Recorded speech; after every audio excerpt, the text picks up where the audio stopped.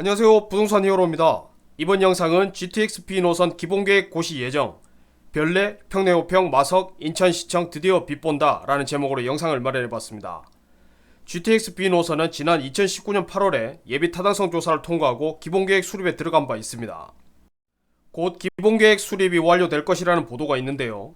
GTX-B 노선이 기본계획 수립 과정에서 잡음이 많았고 예상보다 시간이 지체된 만큼 지금까지의 진행 상황과 앞으로 예상되는 파급 효과, 그리고 실제 개통 시점을 예상해 보도록 하겠습니다.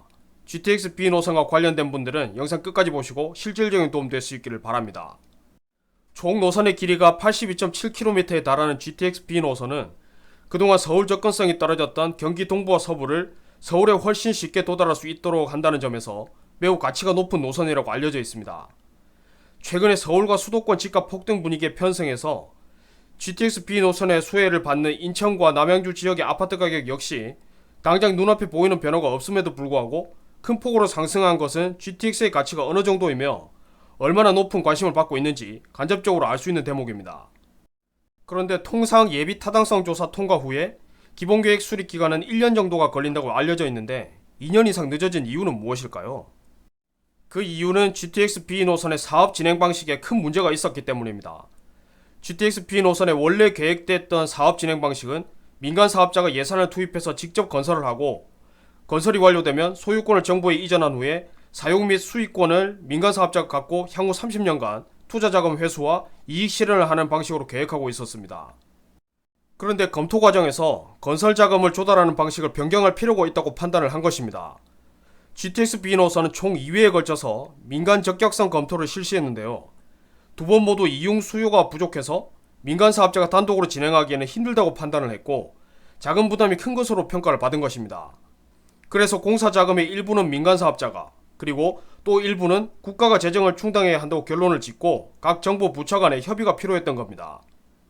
그렇다면 어느 구간이 정부 예산이 투입될까요? 정부 예산 투입 구간과 민간 사업자가 담당할 구간을 알면 새로운 것을 한 가지 알 수 있습니다. 자, 보세요. GTX-B 노선의 전체 길이는 82.7km입니다. 그 중에서 송도에서 망우역 구간이 약 59km는 지하 대심도의 새로운 노선을 건설하고 나머지 망우역에서 마성역 약 23km 구간은 기존 경춘선을 활용할 계획입니다. 그 중에서 지금 검은색 동그라미로 표시된 구간이 정부 예산이 투입되는 구간인데요. 반대로 말하면 검은색 동그라미로 표시되지 않은 구간이 민간 사업자가 담당할 구간이고 앞서 국토부 차원에서 GTX-B 노선은 추가 신설력은 없다고 못을 박았지만 민간 사업자가 담당할 구간에서는 좋은 셀러가 되었던 GTX-C 노선처럼 국토부 발표와 상관없이 사업자의 재량에 따라서 신설력 한두 개 정도는 충분히 추가될 수 있는 가능성이 있는 것입니다. 그렇다면 실제 GTX-B 노선 추가 신설 가능성과 대표적인 후보지는 어디일까요? 지금 보시는 민간 사업자 건설 구간에서 과거에 송도와 인천시청역 사이에 신설력을 추가해야 한다는 요구가 있었다가 무산된 바 있지만 이쪽도 민간 사업자 건설 구간인 만큼 얼마든지 가능성이 있고요. 사실 그쪽보다는 별내와 망우역 사이에 있는 갈매역 신설 요구가 훨씬 강하고 지자체에서도 활발한 움직임을 보이고 있습니다.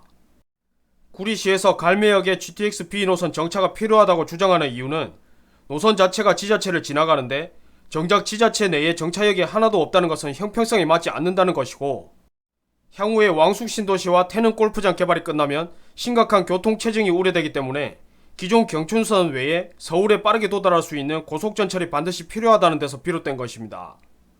구리시에 이런 주장이 어느 정도 설득력이 있는 것은 사실이지만 문제는 별내역과 망우역 사이에 갈매역이 생기면 노선의 가치를 극대화할 수 없다는 것에 있습니다. GTX의 도입 목적은 어떻게 해서든 수도권 외곽에서 서울 중심지까지 빠르게 접근할 수 있도록 하는 것이죠.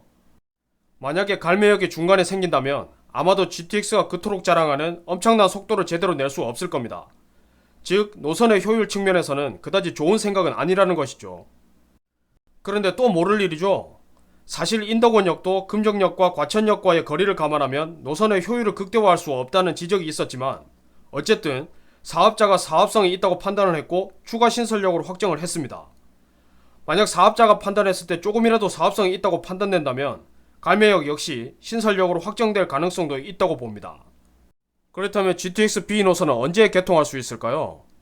원래 계획대로라면 2019년에 예타를 통과한 GTX-B 노선은 2020년에 기본계획안을 고시해서 2022년에 착공하고 2025년에 개통하는 것이 목표였습니다.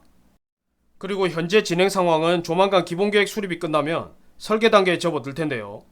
통상 설계하는 기간이 2년 정도가 걸립니다.